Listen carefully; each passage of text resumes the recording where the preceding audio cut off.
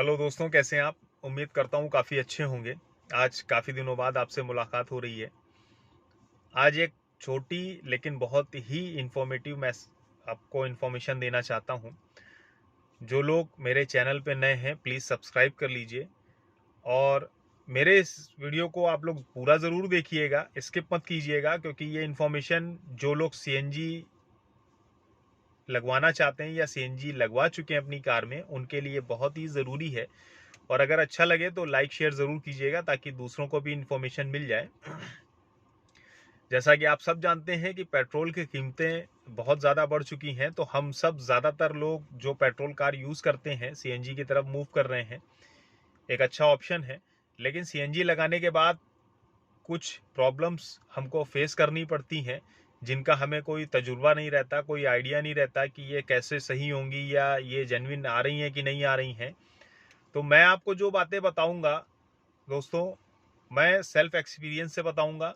मैंने 2015 में टाटा जेस्ट ली थी अपनी पुरानी कार को एक्सचेंज करके, और 2019 में उसमें सीएनजी इंस्टॉल कराई थी, जिसकी कीमत मैं आपको पीछे बता ही चुका हूं कि कितनी आई थी।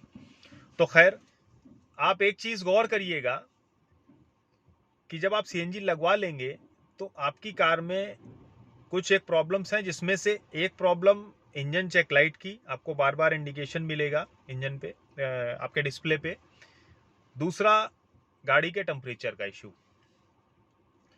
अगर आपको इंजन चेक लाइट मिली है तो आप अपनी कंपनी में जा करके सॉफ्टवेयर लगा करके उसको रिमूव करा लीजिए। हो सकता है कि कुछ दिन बाद आपको वो चेक लाइट फिर मिल जाए, फिर आप रिमूव करा लेंगे। लेकिन कई लोगों का इशू आता है कि भाई 2 बार आ गई है, 3 बार आ गई है, तो आप उससे परेशान ना होइए। आप अपनी गाड़ी को नॉर्मल चलाइए, क्योंकि वो उसका नेचर है। आपने आफ्टर मार्केट अगर सीएनजी लगाई है तो कार आपकी कंपैटिबल नहीं थी सीएनजी के लिए, क्योंकि वो बेसिकली पेट्रोल के लिए ही डेवलप हुई थी। उसका ईसीयू और उसका सारा सिस्टम, सारे सेंसर्स, आपने उसमें सीएनजी लगवा ली, थोड़ा सा छेड़छाड़ करवाई है, तो वो आपको इन्फॉर्मेशन तो देगी देगी। आपकी कार अगर सीएनजी पे फिट बढ़िया चल रही है, मस्त चल रही है, कोई प्रॉब्लम नहीं आ रही है, तो आप उस चेकलाइट को अवॉइड कर दीजिए। कुछ दिन बाद वो चेकलाइट खुद ब खुद चली जाएगी, आप जब उसको इग्नोर करना शुरू कर देंगे। मेरे साथ भी यही हुआ कि जब मैंने उसको इग्नोर करना शुरू कर दिया तो वो हार मान के खुद ही चली गई। अब कभी कदार आ जाती है, वरना ऐसे नहीं आती है।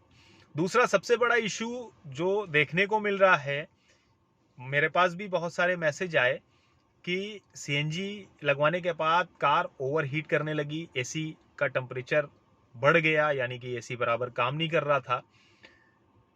तो सबसे पहले आप देखिएगा कि जो पेट्रोल कार्स हैं उनमें जो टेम्परेचर मीटर का जो गेज होता है, आजकल वहां पे पॉइंट बन के आते हैं, 1 बार 2 बार 3 बार करके ऐसे। आप पेट्रोल कार को देखिएगा, जब आप आइडियल मोड पे स्टार्ट करेंगे तो एक या मैक्सिमम दो आपको पॉइंट या वो बार दिखाई देंगे। लेकिन जब आप सीएनजी कार को स्टार्ट करेंगे तो वो एक दो नहीं, 2 या 3, तीन भी देखे हैं। मेरी कार में भी यही इशू आ गया था कि जब मैं स्टार्ट करूं तो वो 3 बार दिखाए। एक बार हुआ क्या कि एक रूट पे मैं जा रहा था, अचानक से जाम मिल गया, 5-7 मिनट का वो जाम था, तो मेरी कार ओवरहीट करने लगी। टेम्परेचर वो 3 बार ही दिखा रहा है, लेकिन एसी काम करना बंद कर दिया, गाड़ी में प्रॉब्लम आने लगी। जैसे तैसे उस जाम से निकले, दिमाग में ये आया कि शायद रेडिएटर गंदा होगा या कूलेंट प्रॉपर नहीं होगा। कूलेंट भी प्रॉपर था, रेडिएटर भी मैंने चेक नहीं कराया। अभी कुछ दिन पहले मैंने फिर से ये इस चीज़ को फेस किया, तो एक मैकेनिक ने कहा कि आपका रेडिएटर गंदा है, खुलेगा। तो मैंने उसको खुलवाया, पूरा साफ कराया। आप ऊपर आई बटन पे वो वीडियो देख लीजिएगा, मैं दे दूंगा आपको लिंक। रेडिएटर में कुछ निकला नहीं, क्योंकि नया रेडिएटर था, बराबर कूलेंट चेंज करा रहा था। गलती क्या हुई थी कि लास्ट ईयर एक छोटा सा सर्विस करा रहा था, सॉरी, तो उसने जो कूलेंट डाला तो वो शायद जेन्युइन नहीं था। और आप जानते हैं कि जेन्युइन कूलेंट अगर नहीं मिला है तो उसकी लाइफ ही नहीं होती है। लेकिन मैं चलाता रहा। उस चक्कर में हुआ क्या कि रेडिएटर और इंजन हेड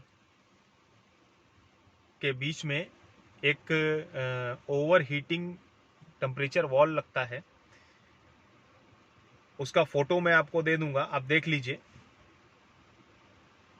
तो ये जो वॉल्व है, ये वॉल्व बेसिकली ओवर हीटिंग पे काम करता है। अगर कार आपकी ओवर हीट जाती है, एक सर्टेन टेम्परेचर के ऊपर इसका टेम्परेचर जाता है इंजन का, तो ये वॉल्व खुल जाता है और इंजन को कूल करने लगता है। लेकिन हुआ क्या कि जैसा कि सीएनजी हाई फ्लेमेबल फ्यूल है, पेट्रोल के कंपैरिजन में ज़्यादा गर्मी जनरेट करता है।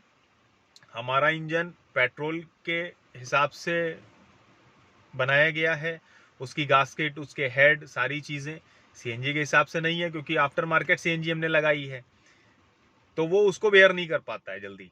और वो वॉल्व पेट्रोल के कंपैरिजन में सीएनजी कार में जल्दी खराब होने लगता है और काम नहीं करता है।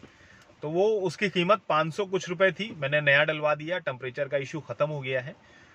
तो मेरी गुजारिश ये है कि जो लोग सीएनजी लगवा चुके हैं या जो सीएनजी लगवाना चाह रहे हैं, आप बिल्कुल घबराइए नहीं, डरिए नहीं। कोई बहुत बड़ा इशू नहीं आता है, कोई खास मेंटेनेंस आपको नहीं करना है। 2-3 चीज़ें आपको ध्यान रखनी है। प्रॉपर आप सर्विस कराते रहिए, इंजन ऑयल चेंज कराते रहिए, और सबसे ज़्यादा जो ज़रूरी चीज़ है कि आप अपने रेडिएटर का ख़ास ख्याल रखना शुरू कर दीजिए। पेट्रोल कार की तरह आप उसको बिल्कुल अवॉइड मत कीजिए। हर सर्विस में अगर पॉसिबल हो, नहीं है तो 10 से 12,000 15,000 किलोमीटर मैक्सिमम पे आप कूलेंट चेंज करा दीजिए, और कूलेंट अच्छी कंपनी का जेन्युइन ही डलवाइए। 150 रुपये बचाने के लिए आप अपनी कार के साथ रिस्क ना लीजिए। मैकेनिक्स बहुत आपको समझाएंगे, ये बेहतर है, वो बेहतर है, आप अपना दिमाग लगाइए।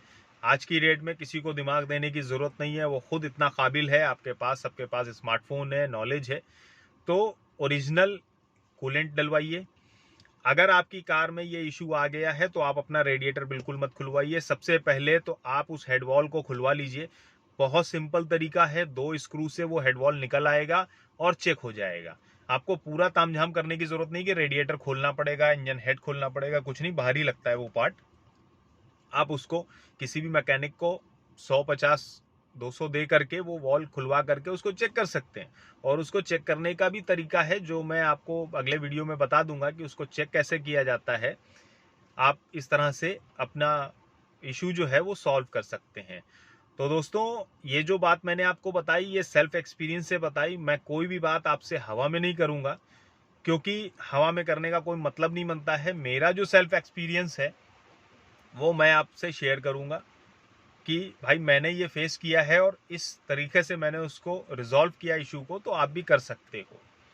तो दोस्तों, अगर वीडियो अच्छा लगे तो प्लीज़ लाइक, शेयर और सब्सक्राइब तो बिल्कुल ही कर लीजिएगा, क्योंकि सब्सक्राइब करने में इतनी कंजूसी तो कहीं नहीं देखी।